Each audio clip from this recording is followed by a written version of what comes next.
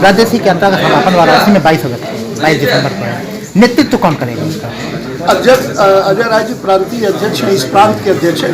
पूरे उत्तर प्रदेश को 6 प्रांतों में बांटा गया है। एक प्रांत प्रयागराज प्रांत है, उसका नेतृत्व कर रहे हैं। भारत जोड़ो यात्रा की ऐसी क्या आवश्यकता आनी पड़ेगी, भारत जोड़ो यात्रा करना पड़ा कांग्रेस को?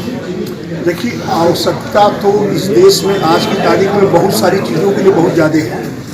ये एक राहुल जी का एक प्रयास है कि हिंदुस्तान में जो पिछले 10-15 सालों से नफरत की खेती हो रही है, जो नफरत बोया जा रहा है, उसे हम किस तरह ठीक करें, और जो लोगों में समाज के अंदर दूरियां बढ़ रही हैं उन दूरियों को हम कैसे एक साथ फिर इकट्ठा करके जोड़ें। क्योंकि जब तक हिंदुस्तान इकट्ठा नहीं होगा, हिंदुस्तान मजबूत नहीं हो सकता। आप समाज को, धर्म को जात के नाम पे, मजहब के नाम पे बांट दीजिए अलग अलग, देश कमजोर होगा। देश कमजोर होगा तो दुनिया के सामने तमाशा बनेंगे हम। ये राहुल जी का प्रयास है।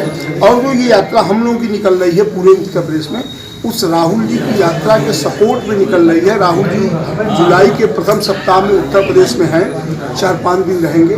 तो पूरे प्रदेश में किस तरह जन जागरण हो इस यात्रा की, यही प्रयास है। प्रादेशिक यात्रा का रूट मैप क्या रखा है आप लोगों ने? ये गाजीपुर से आ रही है यात्रा। गाजीपुर बनारस के बॉर्डर पे यात्रा को रिसीव किया जाएगा। रिसीव करके सारनाथ पे रात को स्टे करेंगे और सारनाथ से फिर सुबह 10 बजे चलेंगे। सारनाथ से पांडेपुर से फिर गोकुलगंज चौका घाट होते हुए उसके बाद आएगी आपके तिलियाबाग से लौरा बीच से कबीर चौरा होते हुए मैदानी से चौक गुरुदिया, मदनपुरा, भेलूपुरा, अस्सी, भदैनी, लंका, फिर चली जाएगी स्वामी जी के मंदिर। पूरे रूट पे बहुत सी महान विभूतियों के स्टेचू हैं, उस पर भी माल्यार्पण या उनके बीच में जहाँ महापुरुषों की मूर्तियाँ हैं उनका माल्यार्पण होगा, उनका सम्मान किया जाएगा। और बीच में मंदिर भी है विश्वनाथ जी का, वहाँ दर्शन होगा। अगर सिर्फ नेतृत्व की बात की जाए अजय राय जी के अलावा, तो किसी के आने की संभावना? अब देखिए, इस बारे में अभी कुछ कहा नहीं जा सकता क्योंकि पूरे प्रदेश में तैयारियां हो रही हैं ना। तो पूरे प्रदेश में तैयारी हो रही है तो हर जगह अलग अलग लोगों को जिम्मेदारी दी गई है, ड्यूटियाँ दी गई हैं। अब उसमें से जो खाली रहेगा वो है। चाइना से जो अभी ताज़ा विवाद हुआ है उस पर खड़गे जी ने बयान दिया, क्या कहेंगे?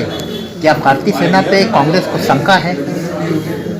मतलब खड़गे जी ने भारतीय सेना के बारे में बोला ही, सरकार के बारे में बोला है? देखिए, आप लोग सम्मानित पत्रकार हैं। पूरी कांग्रेस पार्टी ये कह रही है कि पार्लियामेंट में उस पर डिबेट होना चाहिए, बहस होनी चाहिए, और बहस करके सरकार स्थिति को स्पष्ट करे कि आज चाइना में क्या स्थिति है, भारत और चाइना के बॉर्डर पर क्या स्थिति है। 2000 किलोमीटर तक चाइना की सेना हमारे यहाँ घुस आई है और सरकार के कान पे जूं तक नहीं रेंग रहा है। सरकार बोलना नहीं चाहती। हमारी ज़मीन कब्जा कर रहा है, हम यदि उसके ऊपर खिलाफ बोल भी नहीं सकते, आँख से आँख मिला के उससे बात भी नहीं कर सकते, तो हम उससे युद्ध कैसे करेंगे?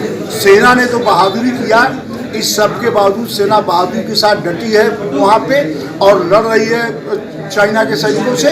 हम तो सरकार से जवाब चाहते हैं, इसमें सेना के साथ तो पूरी कांग्रेस पार्टी खड़ी है, चाहे वो खड़गे जी का बयान हो या किसी जी का बयान हो। हम सेना के साथ खड़े हैं, सेना बहादुरी के साथ लड़ रही है, लेकिन सरकार की उसमें क्या भूमिका होती है, आज सबसे बड़ा प्रश्न ये है। भारत जोड़ो यात्रा का एक लंबा समय हो गया, गुजरात इलेक्शन हुआ, लेकिन गुजरात चुनाव में बहुत कुछ नहीं दिख पाया उसका असर। देखिए, ऐसा है कि गुजरात चुनाव में रिजल्ट कैसे आया, क्या हुआ, अब वो अलग विषय है, उस पर अलग से चर्चा हो सकती है। मैं आज भी मैं कह रहा हूँ, मैं बोल रहा हूँ कि बिना बेईमानी के कांग्रेस वहाँ कुछ सरकार बनी नहीं सकती थी। और हिमाचल में बेईमानी नहीं हुई, हिमाचल छोटा स्टेट था, सरकार बनी। नगर निगम दिल्ली हारी भाजपा, और गुजरात में हारने का मतलब होता कि देश में आप 24 के पहले चुनाव हार जाते, इसलिए वहाँ नहीं किसी कीमत पर नहीं हारने दिया गया। और रह गई इस यात्रा की चुनाव से बात, तो यात्रा से और चुनाव से कोई मतलब नहीं है। यात्रा लगातार चल रही है। कन्याकुमारी में चुनाव नहीं था, तमिलनाडु में चुनाव नहीं था, आंध्रा में, केरला में चुनाव नहीं था। चुनाव गुजरात में हो रहा था, हिमाचल में हो रहा था। राहुल जी हिमाचल गए नहीं, गुजरात में भी मात्र उन्होंने 2 मीटिंग की है, इससे ज़्यादा कुछ नहीं किया। और वो भी बहुत ज़्यादा हम लोगों के दबाव पे वो चले आए थे, लेकिन वो भी ना आते। आपने बेईमानी का नाम दिया है, जी दिया। आपने आरोप लगाया है, बड़ा आरोप लगाया है, किस ये पर आपको आप- आरोप, सीधा सीधा किस पर आरोप है आपका? आप सरकार पे, आप गुजरात के लोगों से पूछिएगा, गुजरात के लोग जिनके ऊपर ये सरकार थोपी गई है वो इस बात को कह देंगे, मैं नहीं कह रहा हूँ, वो कहेंगे। नहीं, आज की डेट में आपका शब्द थोड़ा सा अलग हो जाता है, क्योंकि आम आदमी पार्टी से भी लोग जोड़कर देते हैं, तो आप कहना किसको जा रहे हैं? देखिए ऐसा मैं किसी व्यक्ति को नहीं कहना चाह रहा हूँ, मैंने सीधा कहा कि बिना बेईमानी के वहाँ पे सरकार नहीं बन सकती। किसने बेईमानी की है? कौन करेगा? आप नहीं समझ रहे हैं कौन करेगा? आप कहलवाना क्या चाहते हैं? आप सीनियर पत्रकार हैं, आप विद्वान पत्रकार हैं, आप नहीं समझ रहे हैं कौन बेईमानी करेगा? हम सरकार में हैं तो बेईमानी हम करेंगे कि जो विपक्ष में वो बेईमानी करेगा?